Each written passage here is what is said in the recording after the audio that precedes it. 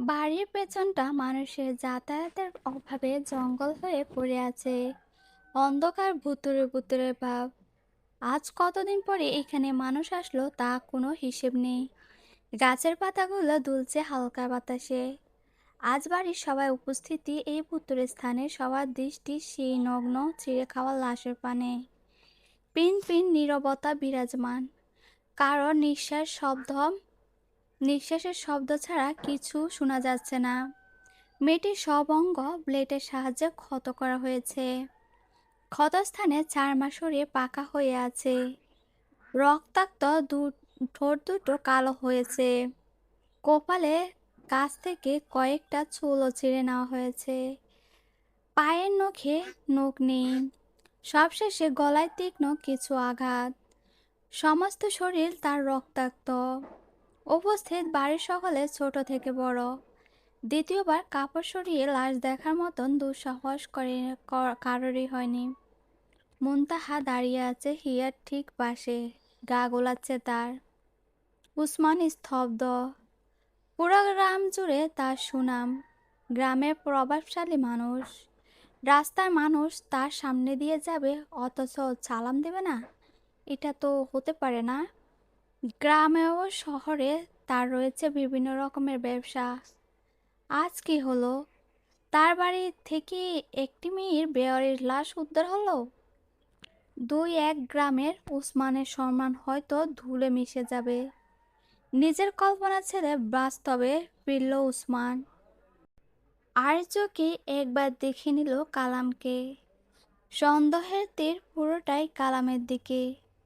তবুও কি ভেবে একবার তিনি আসমানের পানে তাকালেন। আসমানের কোনো হেলদোল নেই। তাকে বড্ড সন্দেহ হলো উসমানের। শাহিনের মুখ পুলিশকে ফোন দেব ভাইজান? হ্যাঁ, পুলিশ এসে তোকে আসামি বানিয়ে দিক। এমন কঠিন সময়ে ঠাট্টা করলো আহির। ওসমান বোধহয় কিছু ভাবছে। গভীর মনোযোগ দিয়ে শাহিনের পানে একবার তাকিয়ে বলল, লাশ সম্পর্কে শুধুমাত্র আমরাই জানি। বাহিরে একটা কাকপক্ষীও যেন টের না পায়। আমার সম্মানের জন্য আমি সব করতে পারি। আমার এত দূর আসতে বড় কষ্ট হয়েছে রে শাহিন। কিছু কিছুতে সম্মান ধুলে মিশাবো না আমি।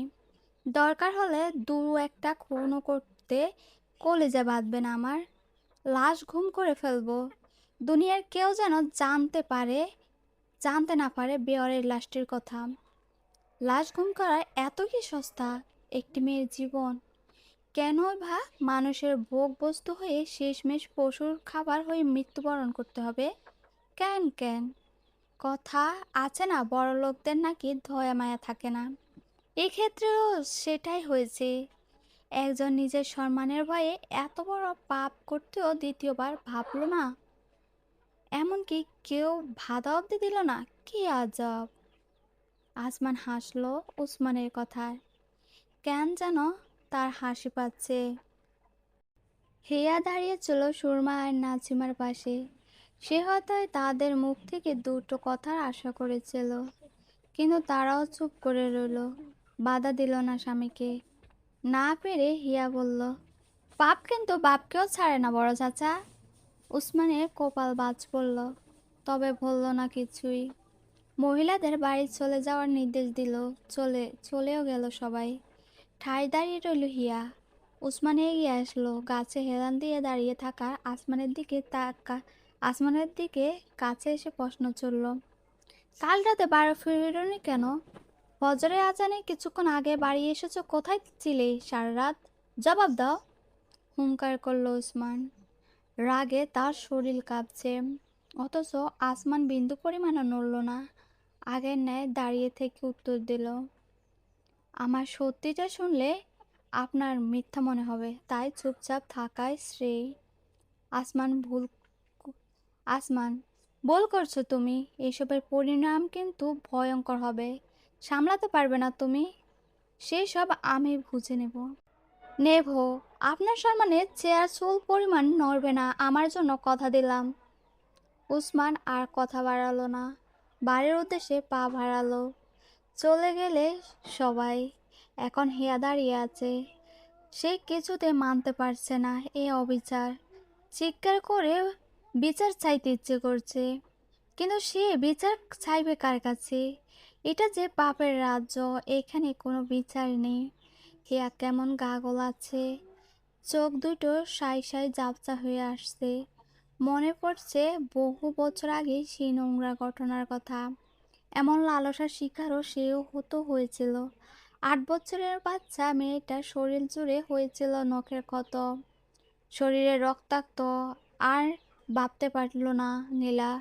নীল চোখ দুটো বন্ধ হয়ে এলো, হিয়ার লুটিয়ে মাটিতে পড়ে গেল। সূর্য মামা বিদায় নিয়েছে বেশ আগে।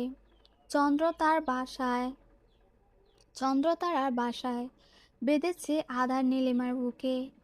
মুনতাহা রান্নাঘরে গরম গরম স্যুপ তৈরি করেছে। সকালে হিয়ার মাথা ঘুরে পড়ে যাওয়ার পর তিনি ভীষণ জ্বর তার।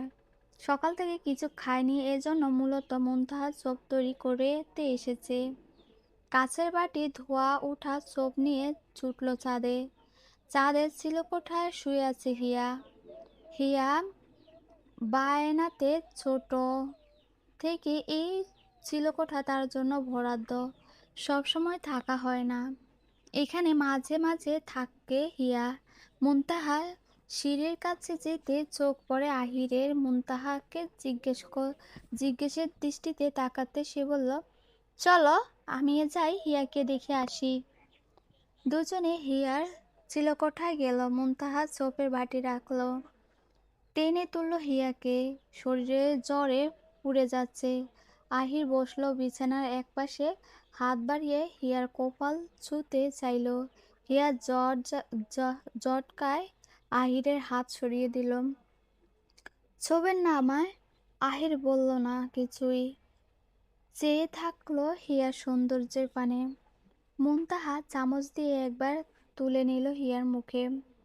মুনাফা, উনি এলেন না, তুমি কেন আসলেন? মুনতাহাকে সংক্ষেপে মুন ডাকা হয়। তার হাত দুটো থেকে গেল। উনি বলতে হিয়া বুঝিয়েছেন সৌমাকে, যে নামে হিয়ার মা। কিছুক্ষণ চুপ থেকে মুন বলল, তোর প্রশ্নের মাঝে উত্তর লুকিয়ে আছে হিয়া। আমার নামে শেষে তুই আপা বললি, আর চাচিমাকে উনি বললি, পার্থক্য এইখানেই। হিয়াকে খাইয়ে মুন আর আহির চলে গেল। রাত ভাটতে থাকলো, তবে হিয়ার চোখে ঘুম এলো না। চোখ দুটো বরাবর দরজার দিকে তাকাচ্ছে, কিন্তু কেন? সে কি কারোর জন্য অপেক্ষা করছে? হয়তো হ্যাঁ। রাত 12টা বাজে। চাঁদে কারোর পায়ে মৃদু শব্দ হলো। হিয়া সেটা চিনতে পারল। পা জোড়া দরজার সামনে এসে দাঁড়ালো। অপেক্ষা করলো ভিতরে আসার অনুমতির জন্য। ভিতর থেকে হিয়া অনুমতি দিল। দরজার থেকে আসমান প্রবেশ করলো চিলেকোঠায়। বসলো খাটের একপাশে। হিয়া তখনই আদশোয়া হয়ে বসে আছে। মহারানী, আস্তে করে ডাকলো আসমান। সিগারেটে ধরাতে ইচ্ছে করছে। তোর তো সিগারেটের ধোঁয়া সহ্য হয় না। আজ না হয় সহ্যই করে নিলাম, কি এমন ক্ষতি তাতে? মহারানী, তুই তাড়াতাড়ি বড় হলি কেন বলতো? হিয়া চমকালো না। আসমানের এখনের অদ্ভুত প্রশ্নে। আসমান হুটহাট হিয়াকে এমন প্রশ্ন করে থাকে। হিয়া এসবে অভ্যস্ত। বড় হলম কই আসমান ভাই, এখনো যে আমি পুরুষ মানুষকে ভীষণ ভয় পাই। আমিও তো পুরুষ, আমাকে ভয় পাচ্ছিস? ওরা নোংরা পুরুষ, আর আপনি পুরুষ। আসমান আর কথা বলল না। তার দৃষ্টি মেঝেতে। সিগারেটের ফুকোচ্ছে এসে। আসমানের পরনে একটা কালো শার্ট, শার্টের হাতা ভাঁজ করা, না হাতা বোতাম খোলা, কবজি অব্দি হাতাটা নেমে আছে।